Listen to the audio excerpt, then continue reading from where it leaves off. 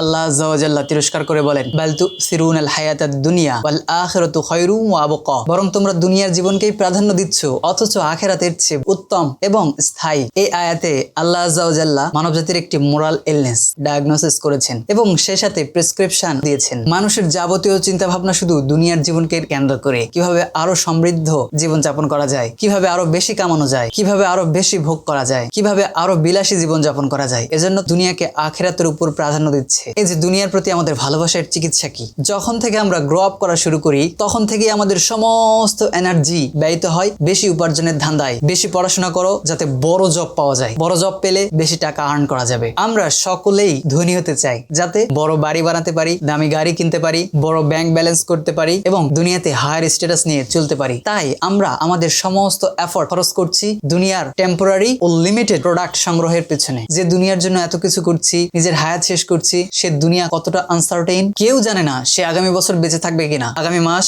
আগামী সপ্তাহ, আগামীকাল, এমনকি পরের মুহূর্ত। অথচ আমরা আমাদের সমস্ত এফর্ট ব্যয় করছি এই টেম্পোরারি লাইফের পেছনে আর বেমালুম ভুলে থাকছি আখিরাতকে, আখিরাতের চিরস্থায়ী জীবনকে। যে জীবন ঘন্টায় 60 মিনিট বেগে আমার দিকে এগিয়ে আসছে। প্রতিটি মিনিটে আমি দুনিয়া থেকে 1 মিনিট করে দূরে সরে যাচ্ছি এবং 1 মিনিট করে আখিরাতের নিকটবর্তী হচ্ছি। দুনিয়ার কোনো আনন্দই পারফেক্ট নয়। এ জীবনে কোনো মানুষই পূর্ণ সুখী হতে পারে না। প্রতিটি সুখের সাথেই কোনো না কোনো অসুখ, দুঃখ, কষ্ট লেগেই থাকে। কারো বাড়িতে হয়তো সুস্বাদু খাবার আছে, পেটে ক্ষুধাও আছে, কিন্তু কোনো রোগ বা দুর্ঘটনা বা সংসারে অশান্তির কারণে সেই সুস্বাদু খাবারই টেস্টলেস হয়ে গেছে। আল্লাহ আযজা ওয়া জাল্লা 3 প্রকার জগৎ সৃষ্টি করেছেন। প্রথম প্রকার জগৎ হলো যেখানে শান্তি আর শান্তি, সুখ আর সুখ, পারফেক্ট ব্লিস, সম্পূর্ণ কল্যাণ। সে জগতে কোনো চিন্তা ও দুশ্চিন্তা নেই, সে জগতের নাম জান্নাত। দ্বিতীয় প্রকার জগৎ হলো যেখানে শুধু চিন্তা ও দুশ্চিন্তা, সাফারিং ও সরো, যেখানে সুখ ও শান্তির নাম গন্ধও নেই, সে জগতের নাম জাহান্নাম। তৃতীয় প্রকার জগৎ যা আল্লাহ আযজা ওয়া জাল্লা আমাদের জন্য সৃষ্টি করেছেন তা হলো সেই জগৎ যেখানে আমরা এখন বাস করছি। এখানে সুখ এবং দুঃখ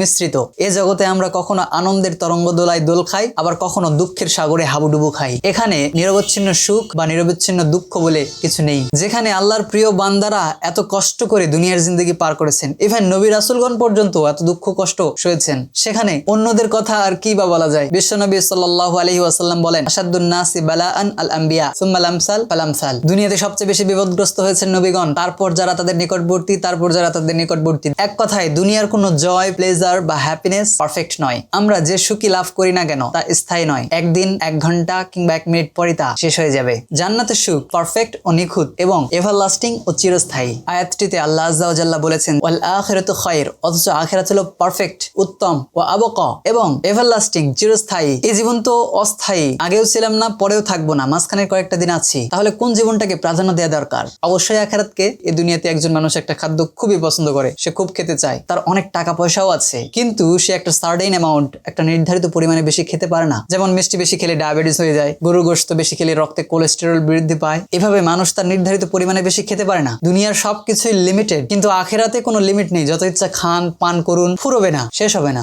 এরপরও মানুষ সমস্ত এফোর্ট, টাইম, এনার্জি ব্যয় করছে দুনিয়ার এই লিমিটেড ও টেম্পোরারি বস্তু সংগ্রহের পেছনে। মৃত্যু সুনিশ্চিত, পৃথিবীর সমস্ত মানুষ একমত। বহু মানুষ আল্লাহকে অস্বীকার করেছে কিন্তু মৃত্যুকে করেনি। পৃথিবীর 800 কোটি মানুষ একমত যে একদিন সবাইকে মরতে হবে। কেউ জানে না কার মৃত্যু কখন হবে। মানুষ চাঁদে গিয়েছে, সুপার কম্পিউটার তৈরি করেছে, আর্টিফিশিয়াল ইন্টেলিজেন্স, কৃত্রিম বুদ্ধি তৈরি করেছে, কিন্তু এতটুকু নিশ্চিত করে কেউ বলতে পারে না যে অমুক ব্যক্তি কখন মরবে। আমরা সকলেই অ্যাবসোলিউট সার্টেইনটির সাথে জানি যে আমাকে একদিন মরতেই হবে এবং মৃত্যু যে কোনো সময় কোনো প্রকার আগাম ওয়ার্নিং দেয়া ছাড়াই আঘাত হানতে পারে। এরপরও আমরা মৃত্যু সম্পর্কে খুব কমই ভাবি। মৃত্যুকে সবসময় স্মরণ রাখুন। দুনিয়ার কোথাও আমরা সফর করলে, ভ্রমণ করলে আগে থেকে অনেক প্রস্তুতি গ্রহণ করি। পক্ষান্তরে এমন একটি দিন আসবে যেদিন আমাকে এই জগৎ ছেড়ে অপর একটি জগতে পাড়ি জমাতে হবে, কোনো প্রকার আগাম বার্তা ছাড়াই, নোটিশ পাওয়া ছাড়াই। সে দিনটির কথা আমি জানি না, অথচ সে দিনটির জন্য আমার না আছে কোনো পরিকল্পনা, না আছে কোনো প্রস্তুতি। আমরা আমাদের প্রিয় মানুষগুলোর মৃত্যুর পর তাদেরকে কবরস্থানে রেখে আসছি। মানুষ তাদের আপনজনদের মৃত্যুর পর কবরস্থানে রেখে আসে,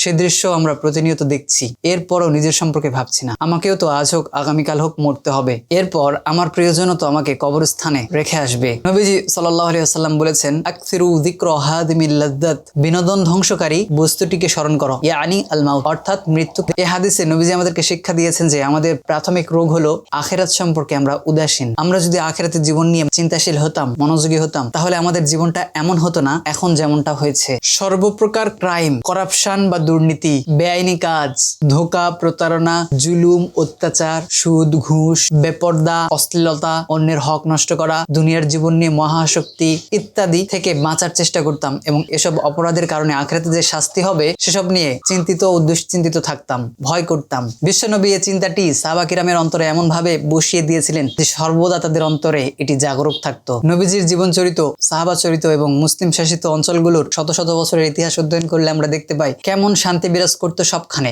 অপরাধ প্রবণতা ছিল একেবারে জিরো।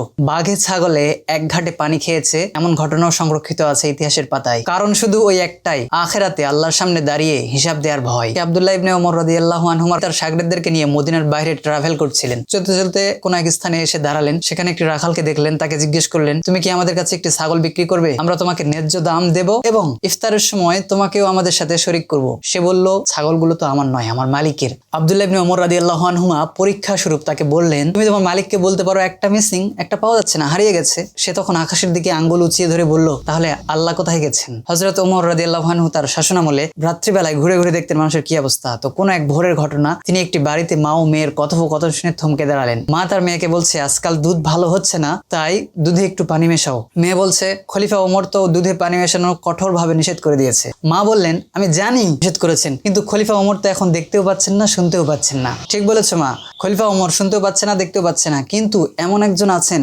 যিনি সবসময় শুনতে পান, সবসময় দেখতে পান।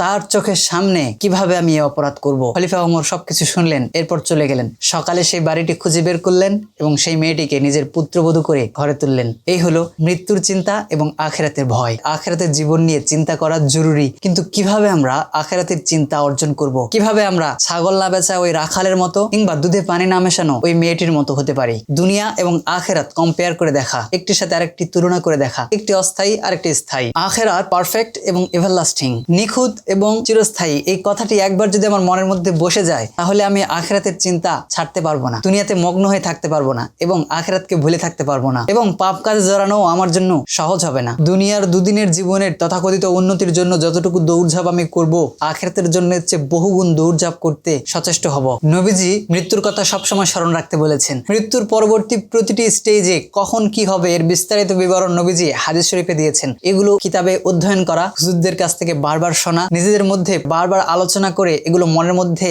জাগরুক রাখা আখিরাতের চিন্তা জাগরুক রাখার একটা উপায়। এছাড়া আরেকটি বড় উপায় আছে, তা হলো যাদের অন্তরে আখিরাতের ভয় আছে, আখিরাতের চিন্তা আছে, আখিরাতের জন্য যাদের অন্তরে অস্থিরতা আছে, তাদের সোহবত, সাহচর্য বা কম্পানিয়নশিপ অর্জন করা, তাদের কথা শোনা, তাদের সাথে ওঠা বসা করা, তাদের ওয়াজ নসিহত শোনা, তাদের লেখা বই পুস্তক পাঠ করা,